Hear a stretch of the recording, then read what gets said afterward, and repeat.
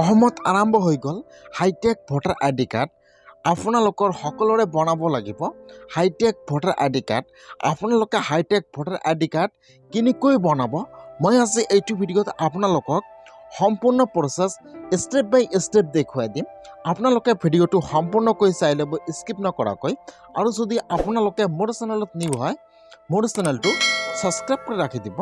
এতিয়া আপোনালোকে hi tech voter ID card বনাবলৈ হ'লে আপোনালোকে ফাৰ্ষ্ট আপোনাৰ মোবাইল বা ডেস্কটপৰ যিকোনো এটা ব্ৰাউজাৰ অপেন কৰি ল'ব। আপোনালোকে ইয়াত ফাৰ্ষ্ট চাৰ্চ কৰিব NBSP, যিটো ইয়াত 1 নম্বৰ অপশ্যন আহি যাব নেশ্যনেল ভোটাৰ ছাৰ্ভিচ পৰ্টেল। এতিয়া আপোনালোকে সেইটোৰ ওপৰত ক্লিক কৰিব। এতিয়া কিন্তু ভোটাৰ আই কাৰ্ডৰ অফিচিয়েল পেজটো ইয়াত খোল খাই যাব এনেকুৱাকৈ। এতিয়া আপোনালোকে ওপৰত যাব, ওপৰত এটা লিংক দিয়া আছে। যদি আপোনালোকে মোবাইলত অন কৰিছে, মোবাইলতে কিন্তু সেম প্ৰচেছ হয়। আপোনালোকে খালি আপোনাৰ ব্ৰাউজাৰটো ডেস্কটপ চাৰ্ট কৰি ল'ব। ওপৰত চাব ইয়াত এটা লিংক দিয়া আছে। এতিয়া আপোনালোকে সেইটো লিংকৰ ওপৰত ক্লিক কৰিব। এতিয়া কিন্তু ইয়াত যিটো নিউ ভোটাৰ আইডি পৰ্টেল আছে সেইটো ইয়াত অন হৈ যাব এনেকুৱাকৈ। এতিয়া কিন্তু আপোনালোকে ফাৰ্ষ্ট ইউজাৰ আইডি আৰু পাছৱৰ্ডটো বনাব লাগিব।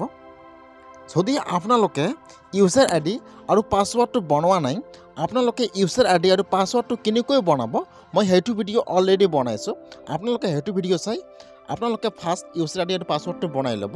ইয়াত আপোনালোকে ইউজাৰ আইডি পাছৱৰ্ডটো বহাই দিব, ইয়াত কেপচাটো বহাই দিব। কেপচাটো বহাই দি আপোনালোকে ফাৰ্ষ্ট ভেৰিফাইৰ ওপৰত ক্লিক কৰিব। তাৰপিছত আপোনালোকে লগইনৰ ওপৰত ক্লিক কৰিব।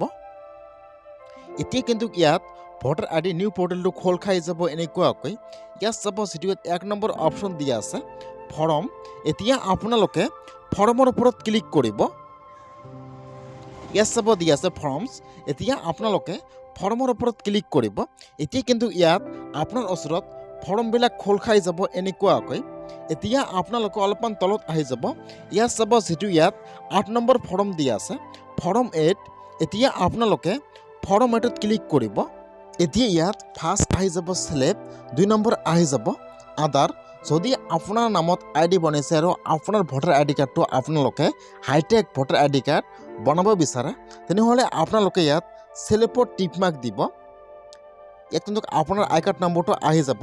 আৰু যদি আপোনাৰ আইডি দি আপোনালোকে কাৰোবাৰ হাইটেক ভোটাৰ আইডি কাৰ্ডটো বনাব বিচাৰে, তেনেহ'লে আপোনালোকে আধাৰত টিক মাৰ্ক দিব আৰু তেওঁৰ ভোটাৰ আইডি কাৰ্ড নম্বৰটো সেইটো ঘৰত বহাই দিব।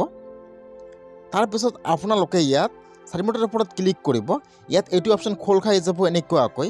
ইয়াত যিটো 3 নম্বৰ অপশ্যন দিয়া আছে ইছ্যু অফ ৰিপ্লেচমেণ্ট, আপোনালোকে এতিয়া সেইটোত টিপ মাৰ্ক দি দিব 3 নম্বৰ অপশ্যনটোত। তাৰপিছত আপোনালোকে অ'কেত ক্লিক কৰি দিব। তাৰপিছত ইয়াত আৰু এটা অ'কে আহি যাব, আপোনালোকে আৰু এবাৰ অ'কেত ক্লিক কৰি দিব।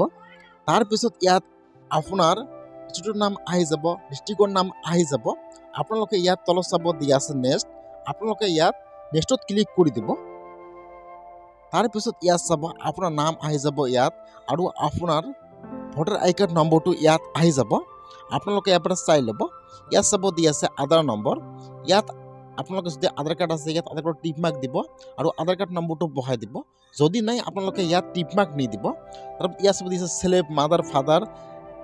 আপোনাৰ ইয়াত এটা মোবাইল নম্বৰ বহাই দিব। যদি আপোনালোকৰ নিজৰ মোবাইল নম্বৰ আছে আপোনালোকে স্লেবত টিপ মাৰ্ক দিব, ইয়াত এটা মোবাইল নম্বৰ বহাই দিব। যদি আপোনালোকৰ আগৰ আই কাৰ্ডত মোবাইল নম্বৰটো বেলেগ আছিল, এতিয়া আপোনালোকে ইয়াত যিটো মোবাইল নম্বৰ দিব সেইটো কিন্তু আপোনাৰ আই কাৰ্ডৰ লগত ৰেজিষ্টাৰ হৈ যাব। এতিয়া আপোনালোকৰ মোবাইল নম্বৰটো সেইটো ঘৰত বহাই দিব। তাৰপিছত আপোনালোকে এতিয়া নেক্সটৰ ওপৰত ক্লিক কৰিব। এতিয়া ইয়াত চাব 3টা অপশ্যন আহি যাব লষ্ট, আৰু যিটো ইয়াত 2 নম্বৰ অপশ্যনটো দিয়া আছে আপোনালোকে সেইটো টিপ মাৰ্ক দি দিব। ইয়াত চাব 3টা অপশ্যন আহি গৈছে। আপোনালোকে ইয়াত যিটো 2 নম্বৰ অপশ্যন দিয়া আছে আপোনালোকে সেইটোত টিপ মাৰ্ক দি দিব। তাৰপিছত আপোনালোকে নেক্সটত ক্লিক কৰিব।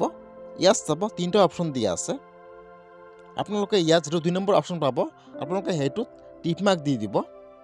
তাৰপিছত তলত চাব ইয়াত আহি যাব, ইয়াত আপোনালোকে যিদিনা ভোটাৰ আই ডি কাৰ্ডটো এপ্লাই কৰিব এই ডেটটো আহি যাব।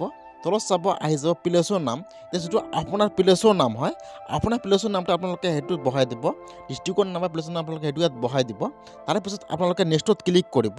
তাৰপিছত ইয়াত আহি যাব কেপচা। আপোনালোকে ফাৰ্ষ্ট সেইটো ঘৰত কেপচাটো বহাই দিব। কেপচাটো বহাই দি আপোনালোকে ফাৰ্ষ্ট ক্লিক কৰিব, ছেভৰ ওপৰত ক্লিক কৰিব, ছেভ। তাৰপিছত ইয়াত আপোনালোকে য়েছত ক্লিক কৰি দিব। আপোনাৰ কিন্তু ফৰ্মটো ফাৰ্ষ্ট ছেভ হ'ব। অলপমান লোডিং ল'ব এনেকুৱাকৈ। আপোনালোকে অলপমান ৱেইট কৰিব। যেতিয়া ফৰ্মটো ইয়াত ছেভ হ'ব দেখুৱাই দিব ছেভ। ইয়াত চাব এতিয়া ফৰ্মটো ছেভ হৈ দেখুৱাই দিব ছাকচেছ হৈ গৈছে। এতিয়া আপোনালোকে প্ৰিভিউৰ ওপৰত ক্লিক কৰিব। এতিয়া কিন্তু ফৰ্মটো খোল খাই যাব এনেকুৱাকৈ। এতিয়া আপোনালোকে ফাৰ্ষ্ট ফৰ্মটো চাই ল'ব যে সকলো ঠিকে আছেনে নাই। যদি সকলো ঠিকে আছে, তলত চাব দিয়া আছে ছাবমিট। এতিয়া আপোনালোকে ছাবমিটৰ ওপৰত ক্লিক কৰিব। লগে লগে কিন্তু আপোনাৰ হাইটেক ভোটাৰ আই ডি কাৰ্ডটো এপ্লাই হৈ যাব। 10-12 দিনৰ ভিতৰত কিন্তু আপোনাৰ হাইটেক ভোটাৰ আই ডি কাৰ্ডটো আপোনাৰ ঘৰত পঠাই দিব পোষ্ট অফিচৰ পৰা। ইয়াত কিন্তু এটা ৰেফাৰেঞ্চ নম্বৰ আহি যাব। আপোনালোকে ৰেফাৰেঞ্চ নম্বৰটো ছেভ কৰি ৰাখি দিব। যিহেতু মই আগতে এপ্লাই কৰিছোঁ, সেইকাৰণে দেখুৱাই আছে যে অলৰেডি ৰেজিষ্টাৰ। আপোনালোকে এনেকুৱাকৈ হাইটেক ভোটাৰ আই ডি কাৰ্ডটো এপ্লাই কৰক। সকলোৰে কিন্তু হাইটেক ভোটাৰ আই ডি কাৰ্ডটো বনাব লাগিব। সেইকাৰণে আপোনালোকে সকলোৰে আগত এপ্লাই কৰক।